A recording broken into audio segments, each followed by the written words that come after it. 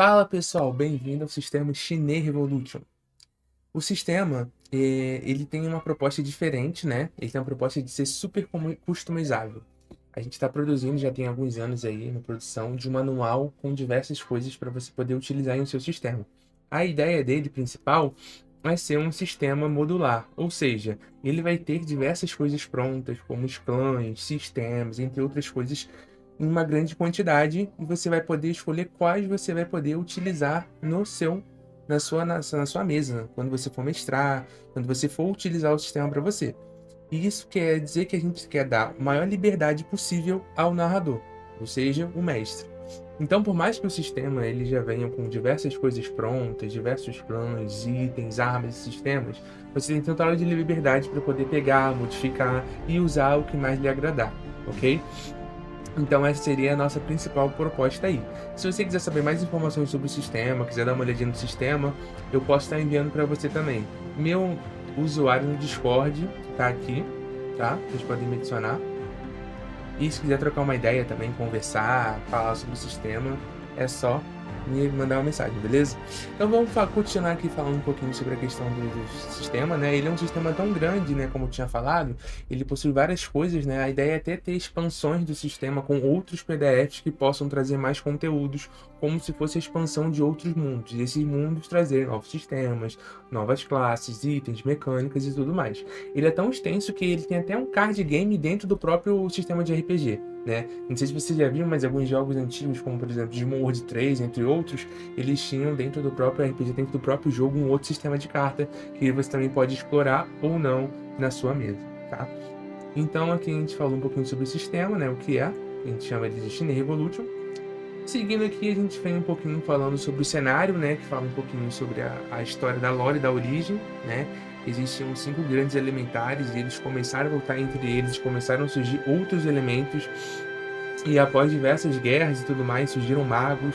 Eu vou falar aqui bem superficial da lore, mas você pode olhar ela também no manual com mais detalhes, né?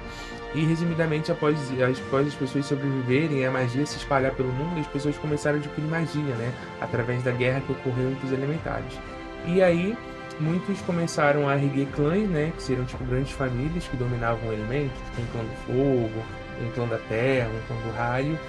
E eles começaram a se organizar e acabaram tendo a ideia de fazer uma aliança ali entre as famílias e surgiu ali que a gente chama onde passa a história principal, a cidade dos guerreiros, né? Que passa no RPG. A gente chama ali o continente ali dos guerreiros, né? Que tem a cidade dos guerreiros ali que é enorme, existem diversos clãs. Ainda falando sobre o cenário, como é que foi dividido após todo esse surgimento de diversas famílias, né? Para você ter uma ideia, no manual hoje já consta mais de 70 clãs diferentes que você pode aplicar e usar no seu sistema. Eles fizeram um tipo de uma hierarquia algo mais relacionada ao militar, né? Aonde existe o general, né, que comanda todos os clãs. Cada clã tem seus líderes, obviamente, mas tem um general que é responsável por cuidar do país de forma geral, né, e administrar o país. E ele chamou conselheiros para trabalhar junto com ele. E esses conselheiros, eles foram divididos ali em 4 áreas. Cada um acredita que fazendo coisas específicas pode ser bem para o seu reino. Então tem os conselheiros que são voltados mais para os combates, são os combatentes, eles acreditam que ter poder ofensivo é o suficiente para defender o seu país ou exterminar qualquer ameaça. Surgiram ali os guardiões, né? Que são o pessoal que acredita que o mais importante é ter uma defesa no seu país para evitar guerras desnecessárias, então eles investem em defesas, proteções e tudo mais. Existem pesquisadores que dedicam-se a explorar outros continentes, outros mundos, outros países próximos, né, para descobrir poderes e habilidades e também utilizar isso para defender sua nação e também buscar inovação. E os investigadores ali, que eles exploram adquirir informações sigilosas de outros países e continentes, preparando a nação para possíveis ameaças. Como dizem, conhecimento é poder. Então ele tem lá o general e os conselheiros ali que regem o país, cada um acreditando em um certo caminho ali, que envolve questão de política também. Aqui a gente tem a base aqui mais ou menos de uma ficha, tá? O conceito. Isso aqui é uma ficha básica que está sendo utilizada ali. A gente pode ver ele que tem vários tipos de equipamentos, né? Você pode colocar anel, peitoral, coisas relacionadas na cabeça ali, colar, braço 1, braço 2 e tudo mais. uma tabela aqui onde você pode listar seus itens. Aqui a gente tem um pouquinho falando sobre o clássico, né? Ali a gente tem algumas informações básicas como nome, clã, recurso, o conceito, né? O nível que ele é, o nome do jogador. E aí a gente vem para a questão ali um pouquinho da ficha também, né? Que são os seus atributos, que são os seus pontos ali. Ele lembra muito a questão do Vampiro à Máscara, né? Tem uma pegada muito parecida, os atributos e tudo mais, que tem essa questão de ter pontinhos ali e você jogar diversos dados, que eu vou falar um pouquinho ali mais pra frente, tá? Aí aqui vão entrando coisas relacionadas ao RPG, né? Questão sobre a ficha, a questão de quanto você tem de vida, as habilidades que você pode ter, qual é o seu conceito dentro do exército, né? Que tem uma hierarquia no exército, soldado, tenente, conselheiro, general, e assim por diante, qual clã o seu personagem pertence, a crônica, que é ali mais ou menos o arco, a história que está se passando no momento do RPG, natureza e comportamento também que você se encontra muito em RPG, né? A experiência que o personagem adquiriu, que você pode trocar por pontos na ficha. Aí tem algumas questões de vantagem e desvantagem que você pode comprar também. Tem alguns manuais de alguns RPGs que tem esse sistema e também tem aqui no Chinês. E aqui ele explica um pouquinho sobre a distribuição inicial, quantos pontos você ganha ali mais ou menos para distribuir sua ficha. Vou passar bem por alto aqui que a ideia é dar um resumo, mas eu vou explicar isso detalhadamente posteriormente em outros vídeos. Aí a gente vem para a parte dos clãs, que é uma parte muito importante, né? Os clãs são as famílias, né, com seus poderes e habilidades, que o personagem pode escolher. A ideia, por ser um sistema modular, é trazer o máximo de clãs possíveis, mas sempre trazer algo diferente entre eles. Nos clãs, quando você pegar o PDF, você vai ver que tem uma classificação aqui. Todos eles têm mecânicas, ó, exclusivas, tá vendo? Efeitos exclusivos, normalmente efeitos que só aquele clã tem. E eu fiz aqui uma classificação para o player ter uma noção do que ele está montando. Por exemplo, se você for pegar um Satsu, você pode ver aqui nos ícones, ó, que tem o poder ofensivo, que significa tipo assim, a quantidade de dano que seu personagem pode causar. O poder defensivo dele, o quanto bom ele é na defesa, na hora de esquivar, eles tomam menos dano. O arco aqui significa o alcance das magias, que são medidos por metros, então quanto maior os quadradinhos, maior o alcance da magia. E as mãozinhas é o quanto esse personagem pode ser um suporte. Ah, eu quero ser alguém que cura, eu quero ser alguém que buffa ou debuffa os inimigos para ajudar meu grupo. Você fica atento à mãozinha. Então a gente tem aqui o clã de Satsu do Fogo, que a mecânica principal dele é a questão de queimadura, né? Que ele queima as pessoas quando acerta o fogo. E ele é um clã focado em alcance e dano. A gente tem um clã Arbo, né? Que já é um clã mais focado no suporte, como vocês podem ver. E a gente tem aqui um clã defensor que é mais voltado ali para a questão do tanque, né? Ele tem um pouco alcance, uma defesa muito grande e pode ser utilizado como suporte para defender seus amigos, seus aliados, né? Então aqui a gente pode ver alguns exemplos de clãs que tem no manual. Lembrando que tem uma quantidade bem grande para você poder escolher ali e usar. E trazendo essa grande diversidade, essa modularidade para o sistema. Aqui a gente vem falando um pouquinho sobre a questão do combate, né? Ele é baseado no conceito de jogar vários dados e somar sucesso, né? Como assim? As rolagens são baseadas nos seus atributos e você joga aquela quantidade de atributos.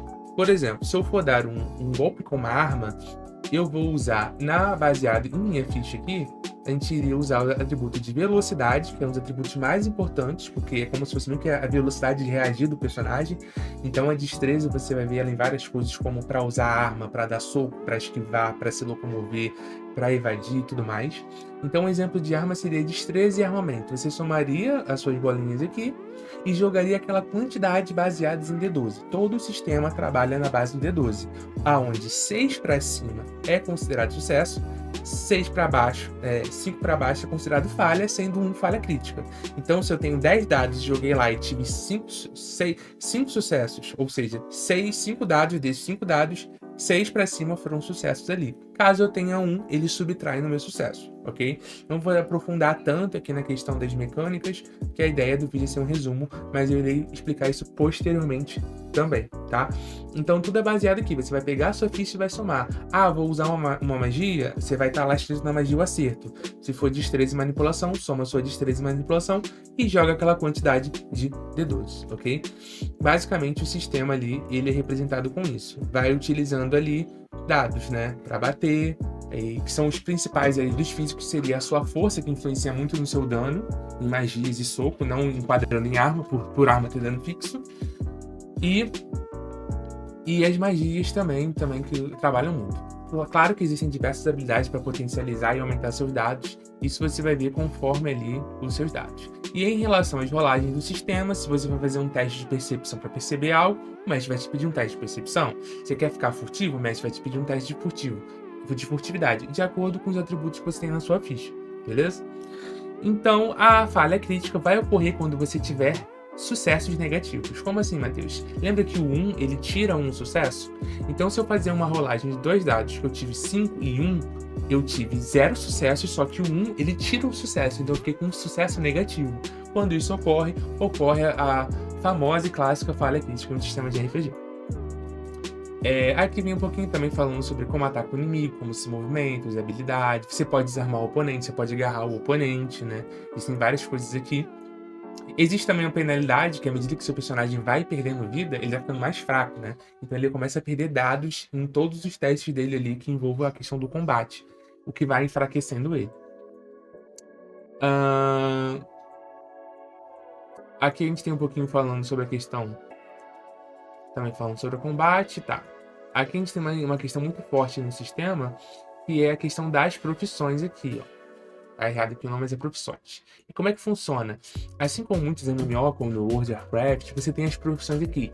E elas são classificadas em 3 tipos. A gente tem as profissões de loot, que são aquelas profissões que vão pegar e gerar recursos na natureza. Tipo, ser minerador, você consegue minerar pedras e pegar essas pedras e fazer recursos com elas, que vão ser utilizadas em outras profissões. Como, por exemplo, um ferreiro, que vai criar arma, ou um encantador, que vai fazer encantamento para suas armas. Então vai lutear itens, né? Então a gente tem vários, minerador, caçador, arbalista, né? Que vai pegar a erva e assim por diante.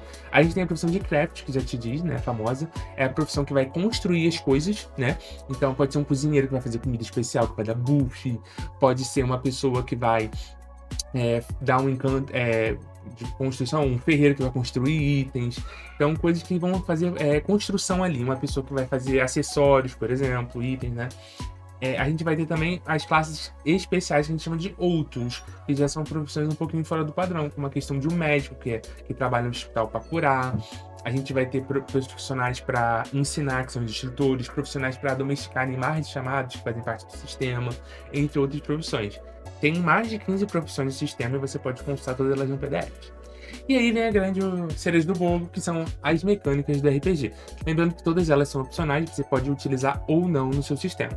A gente tem ali a questão de títulos, né? Que é assim que um jogador cumpre certas condições no RPG, ele vai ganhando ali títulos, né? Então, por exemplo, ele foi lá e derrotou vários inimigos sozinho, ele vai ganhando título especial por isso. Ele salvou um aliado de perigo, salvou alguém da morte, ou ele sem querer matou um player, ele ganhou um título pior que lixo, tipo referências aí de Naruto, entre outras coisas. Ou ele conquistou muitas armas, ou ganhou torneios, ou se tornou uma pessoa muito famosa. Tudo isso influencia para você ganhar título. E esses títulos ganham alguns buffs pro seu personagem. Mestre, à medida que você vai jogando RPG, você pode ter um vínculo muito forte com o NPC e ele pode se tornar o seu mestre. O que ele pode acabar te ensinando clãs deles, né? Que é uma coisa mais rara no jogo, para você ganhar um outro clã, um clã que o mestre está te ensinando. E até mesmo ele vai te ensinar novas habilidades, novas técnicas. E à medida que você for criando uma amizade, um vínculo ali com o seu mestre, você pode trocar pontos de experiência para fazer essa aproximação e ganhar e ficar muito mais forte também com a ajuda de um mestre. Agora a gente vai para o sistema de fortalecimento, tem o Mixway. O Wave ele é mais inspirado naqueles sistemas de RPG, né? Que a gente pega a arma e vai botando mais 1, mais 2, mais 3, mais 4, que vai até o mais 20, né? Você consegue pegar pedras mágicas, gastar muito dinheiro, muito recurso, também tem chance de falhar, regredir o nível, quebrar. E aí tem vários itens especiais que você pode utilizar. E acaba levando muito tempo e dinheiro. Já o Mix, ele tem raridades. E dependendo da raridade que você for colocar, se é um mix lendário, um mix épico, ele vai dar efeitos de diferentes tipos, né? Então você pode pegar um efeito para dar vida, para dar atributo, para selecionar um atributo e aumentar, para aumentar o dano da sua arma, para aumentar a defesa da sua armadura, por exemplo, seu vigor. Mas isso aí, ele acaba sendo mais rápido, porque você bota uma fórmula com efeito fixo e você ganha ela. Só que, a longo prazo, o Egg fica mais forte quando você tem um item mais 20, porque ele vai aumentar drasticamente o dano ou drasticamente a defesa em relação ao Mix. Porém, o Mix é mais rápido. A gente também tem um sistema de reputação, que a gente utiliza tanto para individual quanto em grupo. Nada mais é do que um sistema simples de fama, onde você vai fazendo certas missões, vai começar sendo reconhecido e a sua fama vai ganhar bônus, vai ganhar desconto, vai ganhar influência política, vai ganhar recursos, vai poder até mesmo montar uma base, ter pessoas na sua base. Então é basicamente um sistema de fã.